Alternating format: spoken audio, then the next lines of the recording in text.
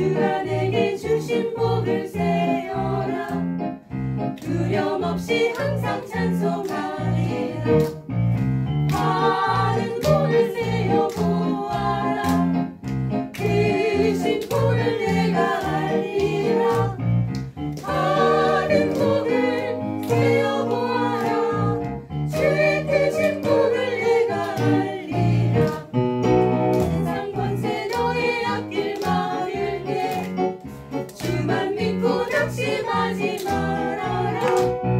천사들이 너를 보호하리니 염려 없이 앞만 보고 나가라. 많은 복을 세어 보아라. 크신 복을 내가 알리라. 많은 복을 세어 보아라. 주의 크신 복을 내가 알리라. 주의 크신 복을 내가 알리라. 마가복음 1장 21절에서 28절의 말씀인데요. 교독하도록 하겠습니다. 그들은 가버나움으로 들어갔다. 예수께서 안식일에 곧바로 회당에 들어가서 가르치셨는데 사람들은 그의 가르침에 놀랐다. 예수께서 율법 학자들과는 달리 권위 있게 가르치셨기 때문이다. 그때 회당에 악한 귀신 들린 사람이 하나 있었는데 그가 큰 소리로 이렇게 말하였다. 나사렛 사람 예수님, 왜 우리를 간섭하려 하십니까? 우리를 없애려고 오셨습니까? 나는 당신이 누구인지 압니다. 하나님께서 보내신 거룩한 분입니다. 예수께서 그를 꾸짖어 말씀하셨다. 입을 다물고 이 사람에게서 나가라. 그러자 악한 귀신은 그에게 경련을 일으켜놓고서 큰 소리를 지르며 떠나갔다. 사람들이 모두 놀라서 이게 어찌된 일이냐? 권위 있는 새로운 가르침이다. 그가 악한 귀신들에게 명하시니 그들도 복종하는구나 하면서 서로 물었다. 그리하여 예수의 소문이 곧 갈릴리 주위의 온 지역에 두루 퍼졌다. 아멘. 권위가 땅에 떨어진 시대라고들 말하는데 여러분의 상황은 어떻습니까? 가정에서 부모로서의 권위가 떨어졌습니까? 섰습니까? 만약에 떨어졌다면은 그건 부모의 책임입니까? 자녀들의 잘못입니까? 아니면은 문화의 탓입니까? 학교에서는 교사의 권위가 땅에 떨어졌다고 하는데 그것은 선생님들의 책임일까요? 아니면은 학생들의 잘못인가요? 아니면은 학생 인권 조례나 가정 교육이 문제인가요? 교회에서 목사의 권위가 땅에 떨어졌다면은 그것은 목사의 책임입니까? 교인의 책임입니까? 아니면은 시대의 흐름 탓입니까? 권위. 이 권위는 별로 인기가 없는 그런 단어입니다. 만약에 주관식으로 여러분에게 가장 좋아하는 단어를 한번 조사를 해본다면은 권위라는 단어가 나오기는 할까요? 약 10년 전의 조사라고 하는데 어느 단체에서 이 비영어권 나라에 사는 4만 명을 대상으로 가장 아름다운 영어 단어가 무엇인지 물어보는 설문조사를 했다고 합니다. 가장 아름다운 영어 단어, 어떤 단어들이 나왔을까요? 우리가 쉽게 예상할 수 있는 love, 사랑, 이것은 4위를 차지했다고 합니다. 4위보다 좀 더 높은 단어들은 무엇이 있었냐면은 3위가 smile, 미소였고요. 2위는 열정, 패션이었고 1위는 여러분 들어보셨나요? 가장 아름다운 영어 단어로 뽑힌 1위의 단어는 mother, 어머니였다고 합니다. 물론 권위라는 단어는 10위권은 물론이고요. 그 밖에도 없었던 것 같아요. 이 권위라는 단어는 별로 인기가 없는데 그런데 생각해보면 이 어머니라는 단어와 권위라는 단어가 묘하게 연결되어 있음을 느낄 수 있습니다. 보통 권위라는 것은 무엇입니까? 다른 사람을 이끌 수 있는 힘, 통솔할 수 있는 힘, 아니면 영향을 끼칠 수 있는 능력, 이런 게 권위일 텐데요. 예를 들어서 우리가 운전하고 가는데 옆차가 빵빵거리면서 우리에게 차를 세워보라 그러면은 우리는 세우지 않을 겁니다. 지가 뭔데 나보고 차를 세우라 그래? 이렇게 생각하겠죠. 그런데 경찰차가 불을 켜고 쫓아와서 차를 세우라고 하면은 우리는 어떻게 합니까? 그냥 자동적으로 차를 세우게 되어 있습니다. 왜요? 그것은 경찰에게 권위가 있기 때문입니다. 무엇이 경찰에게 그 권위를 줬을까요?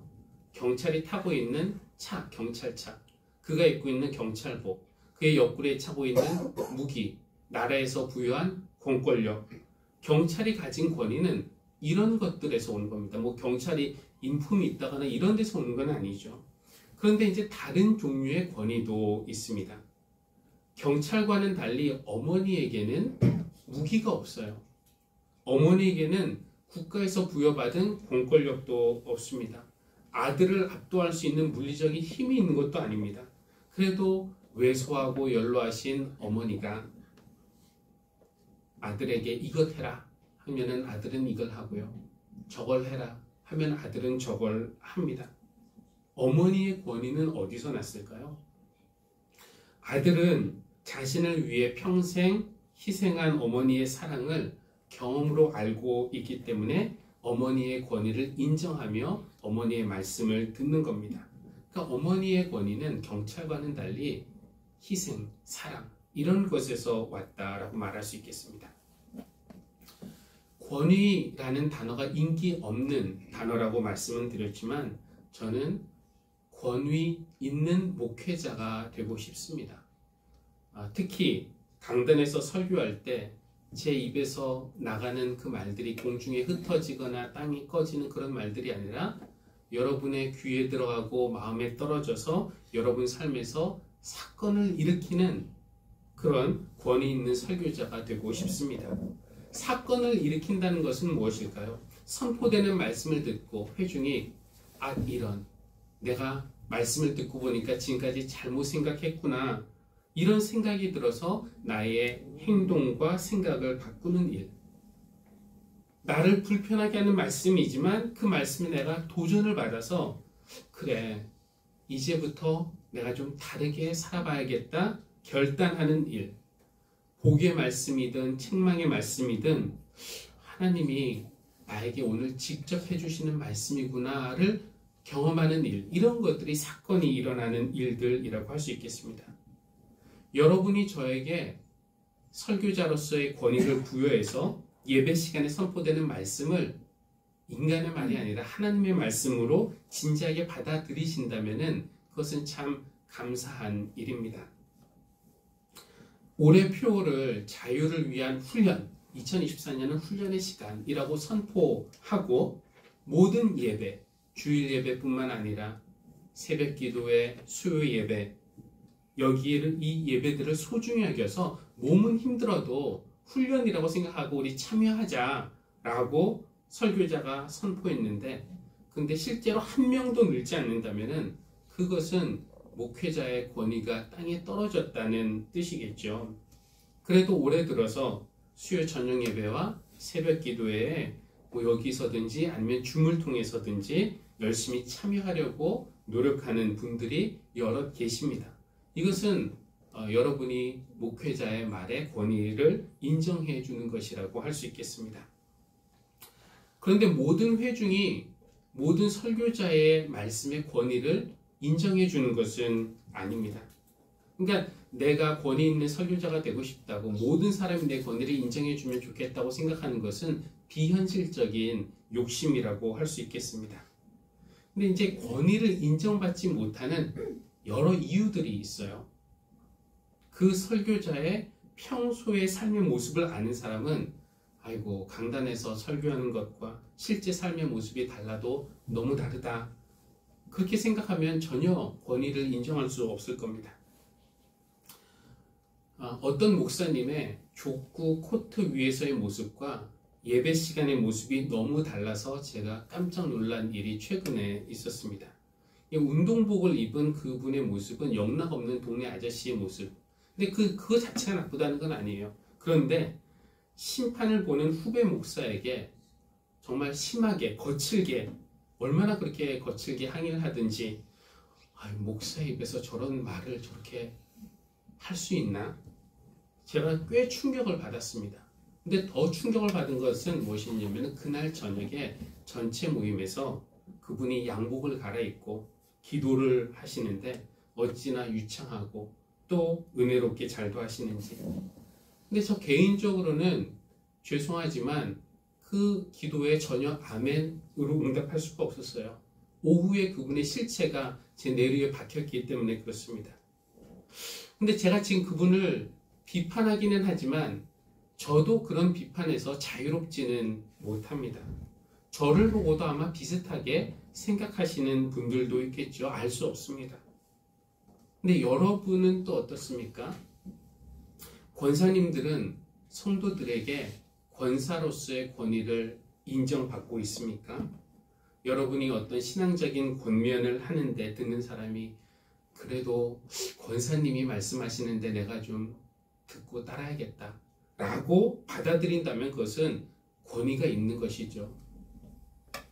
집사님들은 어떻습니까? 성도들에게 집사로서의 권위를 인정받고 있습니까? 집사가 뭐 이래, 안 믿는 사람보다도 못하네, 이런 소리를 듣는다면 문제가 있는 것입니다. 그래서 우리는 권위를 세우고 싶어 하는데 어떻게 하면 권위를 세울 수 있을까요? 그냥 상식적인 수준에서 우리가 생각할 때 성경과 상관없이 권위를 결정하는 여러 가지 요인들이 있습니다.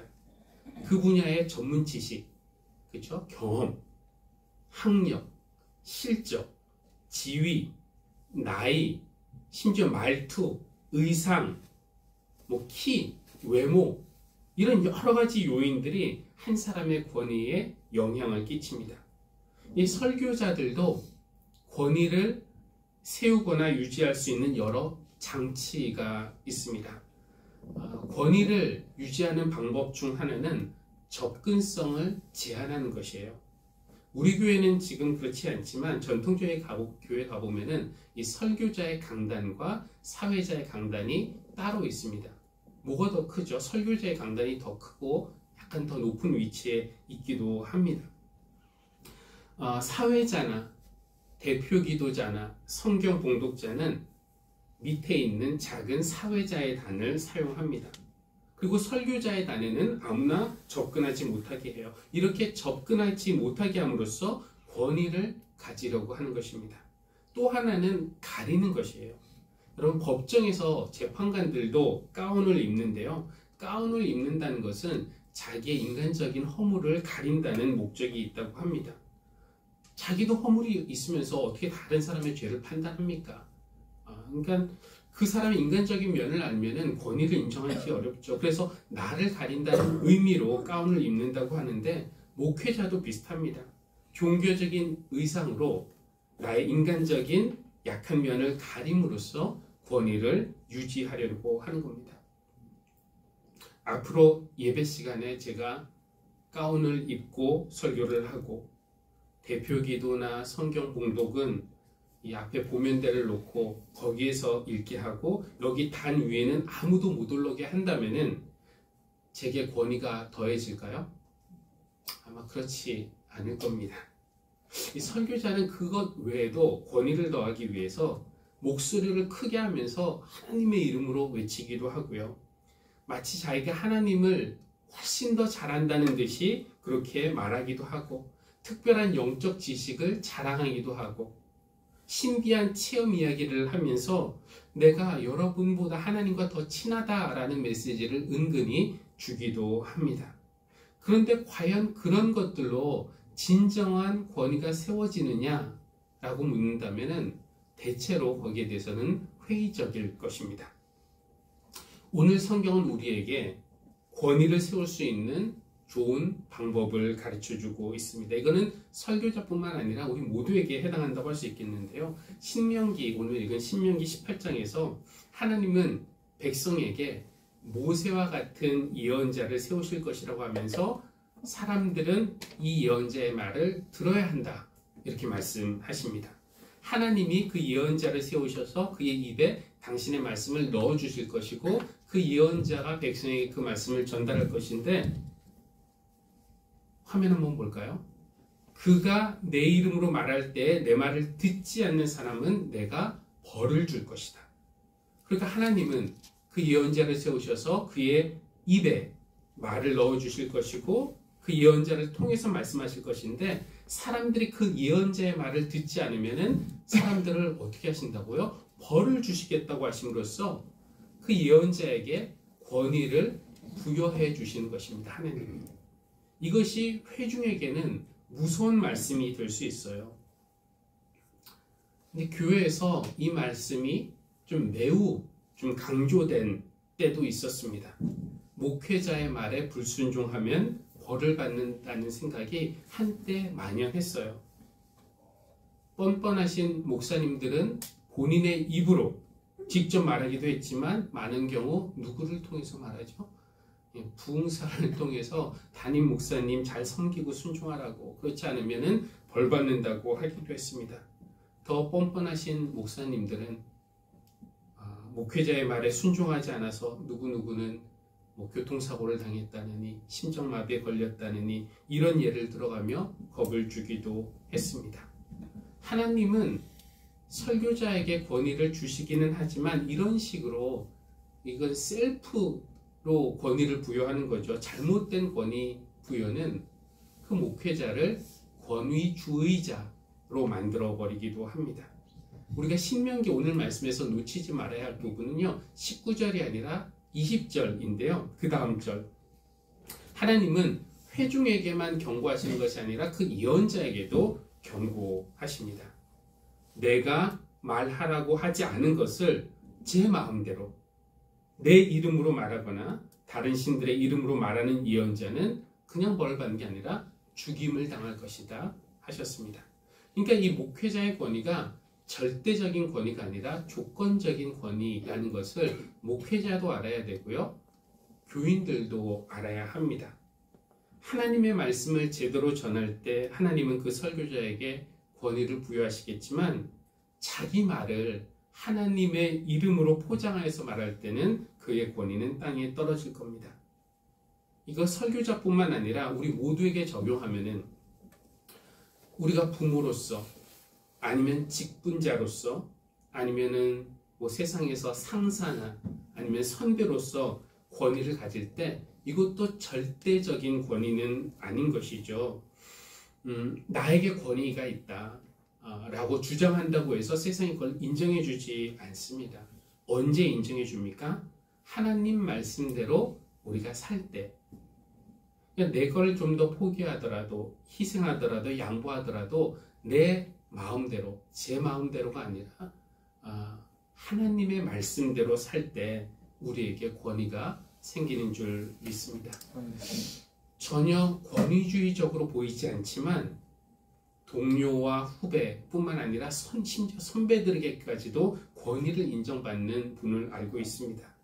이분이 권위를 인정받는 것은 많은 부분에 있어서는 그냥 양보해요. 그러나 자신이 정말 중요하다고 여기는 하나님의 가치에 대해서는 타협을 하지 않습니다. 이분이 사람 참 좋은데요. 그렇다고 모든 사람의 부탁을 다 들어주지 않습니다. 누가 이렇게 뒷돈을 얹어주면서 저분들에게 저 회사에 나에 대해서 잘 증언해 주시오 라고 청탁할 때 그것을 단호하게 거부해요. 차가울 정도로 거부합니다. 그것은 하나님의 뜻에 반하는 일이라고 믿기 때문에 그렇습니다. 저는 그것이 권위 있게 사는 모습이라고 생각을 합니다. 자기 마음대로가 아니라 하나님의 이름으로 포장한다고 그게 권위가 생기는 게 아니죠. 하나님의 말씀대로. 우리도 하나님의 말씀대로 살려고 노력할 때 부모로서, 직분자로서 또 각자의 위치에 어울리는 그런 권위를 회복하게 될 것입니다. 오늘 마가복음 본문은 권위 있게 가르치시는 예수님의 모습을 우리에게 보여주고 있는데요. 어느 날 예수님이 가버나움 회당에 들어가서 가르치셨는데 사람들이 그 가르침에 놀랐습니다. 1장 22절 사람들은 그의 가르침에 놀랐다. 예수께서 율법학자들과는 달리 권위 있게 가르치셨기 때문이다. 사실 권위라고 하면은 율법학자들의 몫인데 말이죠. 율법학자들이 누굽니까? 그들은 율법에 대해서 전문적인 지식을 가진 사람들이에요. 인정받는 학교에서 유명한 랍비들에게 교육을 받은 율법의 전문가들이었습니다. 반면에 예수님은 학력 없고 배경 없고 내세울 경력 없는 평범한 목수의 아들이었어요. 누가 더 겉으로 보면 권위 있는 전문가입니까? 예를 들어서 경제학으로 인류대학 나오고 유학 가고 석사, 박사까지 하고 경제 분야에서 오랜 경험이 있는 사람이 내놓은 경제 정책이 있고, 원래는 운동선수였는데 최근에 독학으로 경제를 공부해서 뭔가 깨달음이 있어서 이것이 우리가 추구의 경제 정책이다 하고 내놓는 정책이 있다면 우리는 누구의 손을 들어주겠습니까? 당연히 경제 지식을, 전문적인 지식을 가진 그 사람의 손을 우리가 들어줄 겁니다. 그런데 도대체 왜 사람들은 이 율법학자들보다는 예수님의 가르침에 더 큰 권위를 부여했을까요? 바로 이어지는 이야기에서 우리가 힌트를 얻을 수 있는데, 예수님이 이렇게 가르치시는 도중에 악한 귀신 들린 사람이 소리를 질렀어요. 지금 이 시간에 어떤 사람이 일어나서 갑자기 소리를 지르고 예배를 방해하면 어떨까요? 모두가 당황했을 만한 그 순간에 예수님은 그 경호팀에게 이 사람 끌고 나가시오 라고 말하지 않았습니다. 예수님은 그 사람 안에 있는 귀신을 향해서 명령했습니다. 입을 다물고 그 사람에게서 나가라! 그렇게 명하시니까 악한 영이 큰 소리를 지르며 그 귀신이 거기서 나갔습니다. 그것을 보고 사람들이 놀란 거죠. 권위 있는 새로운 가르침이다. 사람들이 예수님의 권위를 인정한 까닭은 예수님의 그 가르침이 회중들 사이에서 사건을 일으켰기 때문에 그렇습니다. 이 율법학자들의 평소에 가르침이 어땠는지 우리가 모르지만 상상해 볼 수는 있어요. 그들이 유창하게 말을 했겠죠. 고급스러운 어휘를 사용하고 지식을 자랑하는 그런 강의였지만 어쩌면 그들의 가르침은 그냥 틀에 박힌 말, 삶의 정답, 모범 답안, 늘 듣던 말씀, 긴장감을 일으키지 않는, 그러니까 회중이 그냥 편하게 듣고 좋은 강의네 이렇게 답할 만한 그런 가르침이었을 거지만 예수님은 그렇지 않았죠. 물론 우리가 예수님처럼 귀신을 쫓아내는 그런 일을 쉽게 하지는 못할 겁니다. 그러나 오늘 이 마가복음이 우리에게 가르쳐주는 것은 뭐냐면은, 우리가 권위를 회복하는 방법은 율법학자들처럼 이 아픈 자, 병든 자, 고통받는 자의 삶과 동떨어진 이 지식을 갖는 것, 여기에서 참 권위가 오는 것이 아니라 예수님처럼 그들의 삶에 연루되기를 마다하지 않을 때, 그들의 삶에 기꺼이 나의 손을 담글 때, 그때 우리가 인용하는, 외우고 있다가 인용하는 성경의 말씀 한마디가, 그때 우리가 진실하게 전달하는 공감, 이해, 격려의 몸짓 하나가 그들 삶에서 큰 사건을 일으킬 수도 있는 겁니다. 그럴 때에 우리의 권위가 생기는 것이죠. 그러니까 참 권위는 지식에서 온 것이 아니라 사랑에서 온다라고 말할 수 있겠습니다. 세상에서 교회의 권위가 땅에 떨어진 시대인데 우리는 교회의 일원으로 이 세상에서 살아가고 있습니다.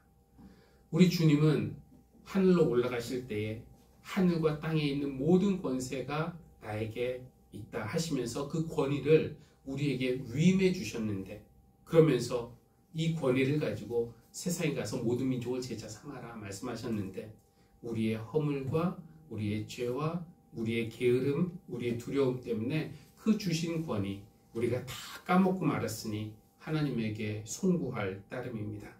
그러나 오늘 하나님은 우리에게 권위를, 예수님의 제자로서 하나님의 자녀로서의 권위를 회복하는 방법을 알려주셨어요.